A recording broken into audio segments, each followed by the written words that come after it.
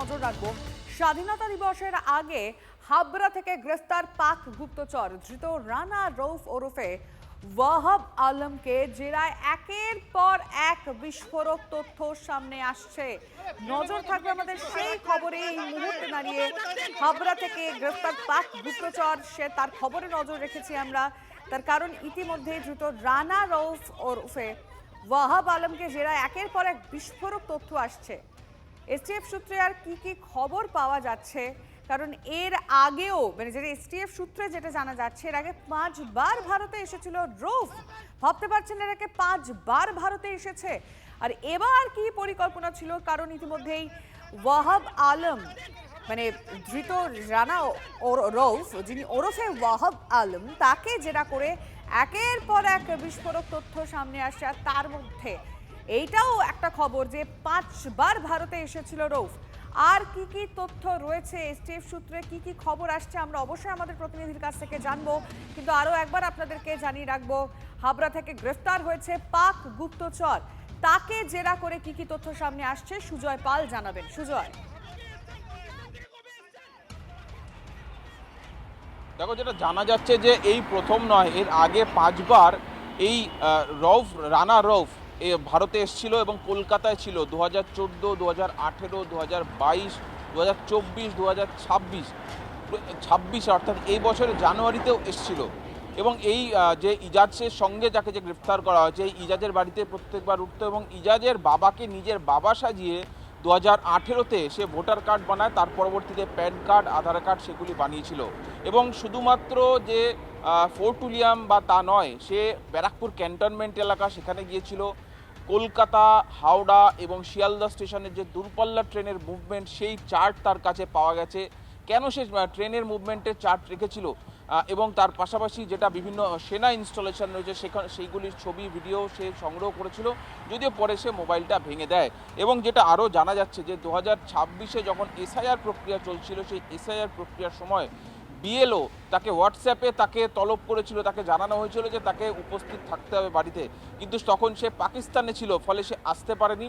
Voter থেকে তালিকা থেকে নাম বাদ যায়। ফলে এখানে একটা প্রশ্ন অবশ্যই ওঠে যে এসআইআর কেন জরুরি ছিল। তার কারণ এই ধরনের অবৈধ পাকিস্তানি বাংলাদেশিদেরকে চিহ্নিত করা, তাদেরকে বের করে দেওয়াটা, তাদের ভোটার লিস্ট থেকে বের করে দেওয়াটা অত্যন্ত জরুরি ছিল। আরও যে তথ্য জানা যাচ্ছে যে বিহারের রেক্সল সীমান্ত, অর্থাৎ যেটা মূলত বিহার এবং নেপালের যে সীমান্ত, আন্তর্জাতিক সীমান্ত, প্রত্যেকবার এই ইজাজের মারফত ইজাজের সঙ্গে সে ভারতে আসতো। ইজাজের সঙ্গে 2014 সালে তার নেপালের কাঠমান্ডুতে একটি মসজিদে সেখানে তার পরিচয় হয়। বন্ধু পরিচয় দিয়ে এই ইজাজ তাকে ভারতে নিয়ে আসে এবং তার পরিবার গোটা বিষয়টা জানতো। প্রথমবার যখন ভারতে এসেছিল তার কোনো বৈধ ভারতীয় পরিচয় ছিল না, অর্থাৎ কলকাতায় তৃণমূল রাজত্বে কলকাতায় এক পাকিস্তানি এসে থাকছে সেই খবর পুলিশের কাছেও ছিল না, বা সেই খবর স্থানীয় জনপ্রতিনিধি তারা জানতো না। কিন্তু একজন পাকিস্তানি 5 বারই কলকাতায়, শহর কলকাতায় এসছে, ঘুরে বেরিয়েছে, বিভিন্ন জায়গার ছবি ভিডিও সংগ্রহ করেছে। এবং এই রানা রৌফ সম্পর্কে আরও যে তথ্য জানা যাচ্ছে, সে জেরায় স্বীকার করেছে যে সে পাকিস্তান আর্মিতে যোগদান করতে চেয়েছিল, জয়েন করতে চেয়েছিল, কিন্তু তার ফিজিক্যাল ফিটনেসের অভাব থাকায় সে যোগ দিতে পারেনি। কিন্তু তার সেই সেনার প্রতি সে ভালোবাসা, সেই কারণে সে পাকিস্তানি সেনা, আইএসআই এজেন্টদের সঙ্গে তার পরিচয় বাড়ায়, ঘনিষ্ঠতা বাড়ায়। তারাই তখন তাকে এজেন্ট হিসেবে রিক্রুট করে এবং এজেন্ট হিসেবে রিক্রুট করে তাকে কাঠমান্ডু থেকে ভারতে প্রবেশ করার রাস্তা তৈরি করে দেওয়া হয়। আর এবার যখন গতকাল তাকে হাবড়া থেকে গ্রেফতার করা হয়েছে, সে মূলত বাংলাদেশ যাচ্ছিল। বাংলাদেশ থেকে নজর থাকবে সুজয়।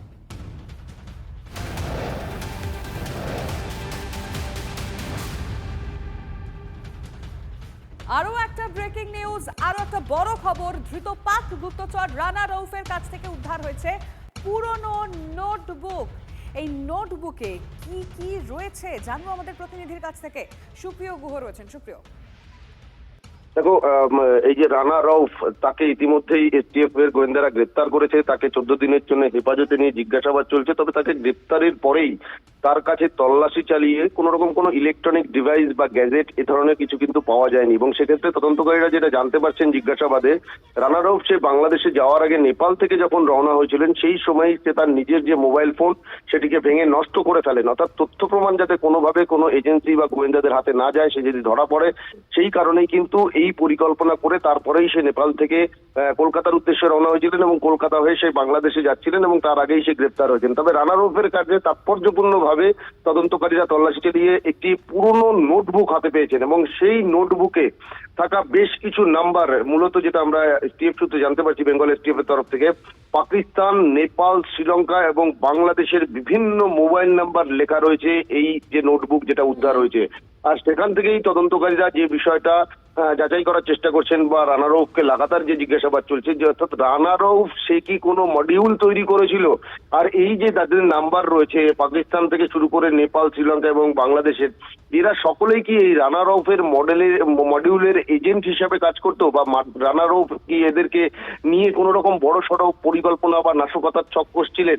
আর সেই কারণেই তার নেপাল থেকে বারবার কলকাতাতে আসা, বিভিন্ন সময় এমনকি কলকাতা থেকে বাংলাদেশে যাতায়াত, এই সমস্ত কিছুর নেপথ্যে কি বড় সড়ো কোনো পরিকল্পনা বা নাশকতার ছক কাজ করছিল, সেটাই কিন্তু এখন জানার চেষ্টা করছে। না, যে সমস্ত মোবাইলের নাম্বারগুলো পাওয়া গেছে সেই মোবাইল নাম্বার ব্যবহারকারীরা কোথায় আছেন, কি অবস্থাতে আছেন, কতটা সক্রিয় অবস্থাতে রয়েছেন, এটাও কিন্তু সমান্তরাল ভাবে তদন্তকারীদের তরফ থেকে জানার বা তদন্ত করে দেখার যে কাজ সেগুলোও কিন্তু চলছে।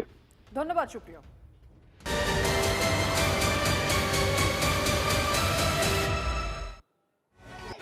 স্বাধীনতা দিবসের আগে বড়সড় নাশকতার ছক পাকিস্তানে, রেলে পাক হামলার ছক, নিশানায় ফোর্ট উইলিয়ামও। বেঙ্গল এসটিএফ এর হাতে পাক জঙ্গি গ্রেফতারিতে চাঞ্চল্যকর তথ্য সামনে আসছে। গোয়েন্দা সূত্রের দাবি, পূর্বাঞ্চলে ভারতীয় সেনার সদর দফতর ফোর্ট উইলিয়ামের ছবি, ভিডিও, ম্যাপ উদ্ধার হয়েছে। ভারতীয় সেনা বিএসএফ এর গতিবিধি সংক্রান্ত গোপন তথ্য মিলেছে পাক জঙ্গি রউফের কাছে। এখানেই শেষ নয়, গোয়েন্দা সূত্রে দাবি এই রানা রউফকে ভারতীয় রেলেরও বেশ কিছু গুরুত্বপূর্ণ তথ্য সংগ্রহের দায়িত্ব দিয়েছিল পাক গুপ্তচর সংস্থা আইএসআই। ভারতে নাশকতা ঘটাতে স্লিপার সেল তৈরিরও দায়িত্ব দেওয়া হয়েছিল রউফকে।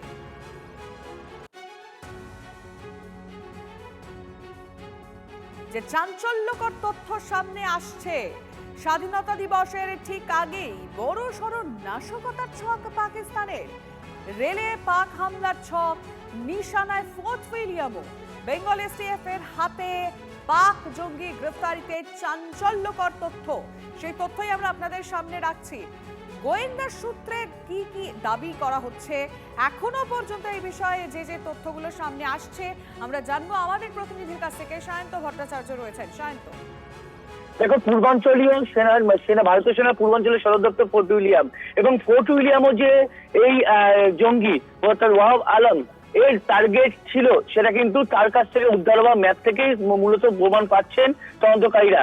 এবং ফোর্ট উইলিয়ামের ভেতরে সে যে গিয়েছিল বা সে কোথা থেকে সেই তথ্যগুলো জোগাড় করেছিল সেটাই মূলত এখন খতিয়ে দেখছেন তদন্তকারীরা। তবে যেটা জানা যাচ্ছে যে সেনাদের যাবতীয় এস্টাবলিশমেন্টের যাবতীয় তথ্য, সে ফোর্ট উইলিয়ামে কোথায় কি রয়েছে তার যাবতীয় যেমন ম্যাপ পাওয়া গিয়েছে, একই সঙ্গে ভারতীয় সেনার এই কলকাতার যে কটা এস্টাবলিশমেন্ট রয়েছে সেইখানে যা যা তথ্য রয়েছে সেগুলো কিন্তু ইতিমধ্যে তার কাছ থেকে উদ্ধার হয়েছে বলে তদন্তকারীদের সূত্রে খবর। অর্থাৎ একটা বিষয় পরিষ্কার হচ্ছে, পূর্বাঞ্চল যেটাকে অন্যতম স্পর্শকাতর এলাকা, একদিকে বাংলাদেশ বর্ডার, অন্যদিকে নেপাল বর্ডার, সেই সব গোটা পশ্চিমবঙ্গে যেখানে যেখানে সেনার বিভিন্ন ঘাঁটি রয়েছে, সেনার বিভিন্ন ইনস্ট্রুমেন্ট গুলো রয়েছে, সেই জায়গাগুলোর তথ্যই জোগাড় করে আইএসআই হাতে তুলে দেওয়ার দায়িত্ব দেওয়া হয়েছিল এই ওয়াহাবের ওপরে। এবং যে কারণে সে মাঝে মধ্যেই কলকাতা এসেছে, এই কাজগুলো করেছে, করে আবার নেপাল ফিরে গিয়েছে। এবং সে দাবি করতো যে বেসিক্যালি নেপালে সে চপ্পলের কারখানায় অর্থাৎ জুতোর কারখানায় কাজ করে, কিন্তু তার ছুতোয় মূলত এখানে এসে এই তথ্যগুলো জোগাড় করতো, বর্ডারের তথ্য জোগাড় করতো, রেলের তথ্য জোগাড় করতো। কিন্তু সবথেকে গুরুত্বপূর্ণ হিসাবে অন্যতম যে স্পর্শকাতর এলাকা যেটাকে বলা হয় সেন্সিটিভ জোন অর্থাৎ ফোর্ট উইলিয়াম, সেই ফোর্ট উইলিয়ামের তথ্য কিন্তু জোগাড় করেছিল এবং তার যাবতীয় নকশা কিন্তু পাওয়া গিয়েছে তার কাছ থেকে। এর থেকে একটা বিষয় পরিষ্কার হচ্ছে, ফোর্ট উইলিয়ামের ভেতরে তার আসা যাওয়া ছিল এবং সে কোনো একটি কৌশলে বা কোনো পরিচয় লুকিয়েই সে সেখানে পৌঁছেছিল, যে কারণে তার কাছে এই বিস্তারিত তথ্য পাওয়া গিয়েছে। ধন্যবাদ সায়ন্ত। যে তথ্য, যে ইনফরমেশন আমাদের প্রতিনিধি দিচ্ছিলেন নিশান্ত, যেটা বলছিল বেঙ্গল এসটিএফ এর হাতে পাক জঙ্গির গ্রেফতারিতে যে চাঞ্চল্যকর তথ্য রয়েছে, গোয়েন্দা সূত্রে দাবি করা হচ্ছে পূর্বাঞ্চলে ভারতীয় সেনার সদর দফতর ফোর্ট উইলিয়ামের ছবি, ভিডিও, ম্যাপ উদ্ধার। ভারতীয় সেনা বিএসএফ এর গতিবিধি সংক্রান্ত গোপন তথ্য মিলেছে পাক জঙ্গি রৌফের কাছে। এখানে বিষয়টি শেষ হচ্ছে না, কারণ গোয়েন্দা সূত্রে দাবি করা হচ্ছে এই রানা রৌফকে ভারতীয় রেলেরও বেশ কিছু গুরুত্বপূর্ণ তথ্য সংগ্রহের দায়িত্ব দিয়েছিল পাক গুপ্তচর সংস্থা আইএসআই। ভারতের নাশকতা ঘটাতে স্লিপার সেল তৈরির দায়িত্ব দেওয়া হয়েছিল রৌফকে। মানে ভাবতে পারছেন এই রৌফের কাছে কি কি ধরনের তথ্য ছিল, মানে দেশের ভারতের কোন কোন তথ্য সে জোগাড় করেছিল।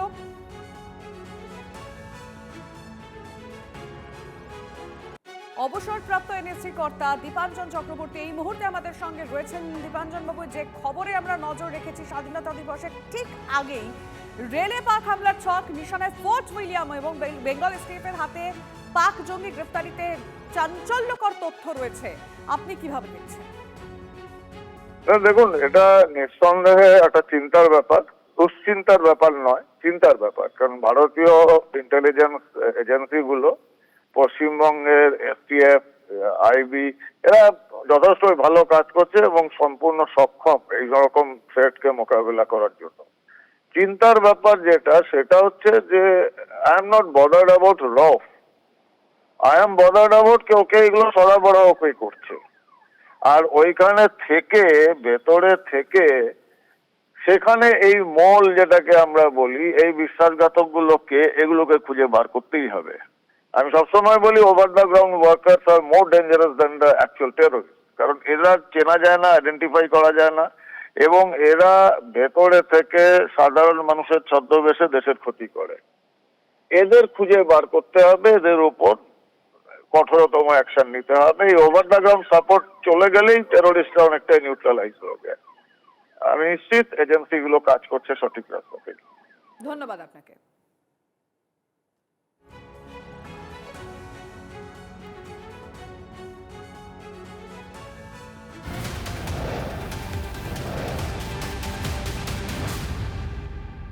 পাক জঙ্গিকে সাহায্যের অভিযোগ, জালে তপসিয়ার বাসিন্দা মোহাম্মদ ইজাজ।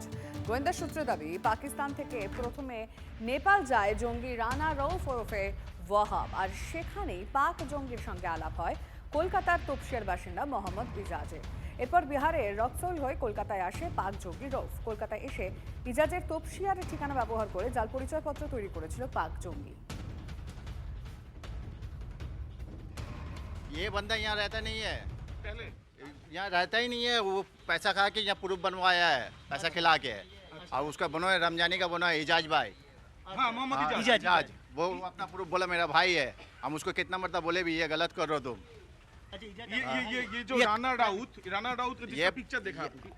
हाँ, ये तो वाप नाम है इसका।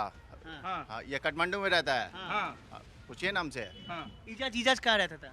इजाज तो यहाँ शादी करके रहता है। और इजाज ने कर दिया उसका हाँ, वो पैसा खा के उसका प्रूफ बनवाया है। कहाँ से बनवाया? यहीं से बनवाया अपना थोड़ा दिखा प्रूफ। सकते हैं आप कहाँ पे दुकान है? दुकान का यहाँ घर है उसका।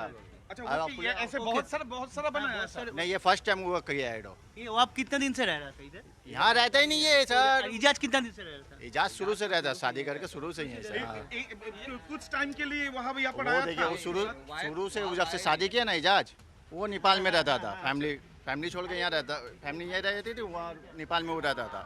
तो बीवी वाले बच्चों का खर्चा वर्चा नहीं भी आता था, तो बीवी झमेला किया, वहाँ गया, नेपाल भी गया। नेपाल से फिर अपना मियाँ को लेके भी आया।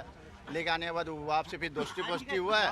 वो आपको बोला है कि हम आधार कार्ड बना देंगे, तुम्हारा सब कुछ बना देंगे, तुमको थोड़ा पैसा ले हमको देने पड़ेगा, मेरा घर में काम हम कराने। वो ऐसे करके पैसा लिया था। लेकिन ये वहाँ का कोई परिचय? और देखिए, वो नेपाल में वो जाके लड़की, नेपाली लड़के से शादी किया था। 1 साल 2 साल रहा है, उसको छोड़ ये वाप अच्छा, जो आधार कार्ड बनवाया है ना, वो शादी करके छोड़ भी दिया नेपाली लड़की को। लड़की खुद छोड़ दिया अच्छा। उसको। वो आप उसके साथ इजाज का कैसे आराम? कोई कलेक्शन नहीं। जैसे अब आप मेरे साथ में इजाज कभी नेपाल देखिए, गया जैसे था? कॉफी शॉप में हमारा आप गए तो हम लोग गए बैठ नेपाल में काम करता है। क्या काम करता था? वो चप्पल उप्पल का। चप्पल का काम करता है। वो इजाज नेपाल में काम हाँ। करता था? कितना टाइम वो काम में ही दोस्ती यारी हुआ उसका। अच्छा, बात क्या बता रहे हैं हम?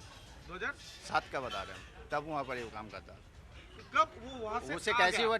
कॉफी शॉप में बैठे तो बैठते वहाँ पर, तो नेपाल में हर फसल में मतलब दुकान में ड्रिंक फिंक सब मिलता है, वो बैठते बैठते उन लोग का दोस्ती हुआ, यहाँ तक का आ गया। अच्छा जब उसका हम लोग भी वहाँ काम करते थे, हम लोग जब पता चला हम बोले ये क्या करो भाई, तो हम लोग कितना बार तब मना भी किया, अच्छा फिर हम लोग जब मना किया तो रुक गया, फिर चपनी चपनी में वो लोग आया है बनाया। জঙ্গি কার্যকলাপ এবং স্নিপার সেলের সম্ভাব্য যে নেটওয়ার্কের মোকাবেলা যেটা আরো পদক্ষেপ নিতে চলেছে, এটাকে আমাদের ভ্রসী প্রশংসা করতেই হবে। কারণ এই জিনিসটা আগে ছিল না, আগে ছিল মহারাষ্ট্র, উত্তরপ্রদেশ, গুজরাট এবং দিল্লি পুলিশও কিন্তু এক সময় ছিল অ্যান্টি টেররিস্ট স্কোয়াড। আমাদের যেটা ছিল আগে এসটিএফ, মানে এই এসটিএফটা আগে পূর্বতন সরকারের ছিল, ঘুমিয়েছিল, কোনো কোনো জায়গায় হয়েছে কিন্তু সম্পূর্ণ ঘুমিয়েছিল। কিন্তু এই নতুন সরকার অ্যান্টি টেররিস্ট স্কোয়াড যেটা বাংলায় স্টার্ট করেছে, আপনি দেখে থাকবেন যে আগামী দিনে এগুলো আরো অনেক বেরোবে।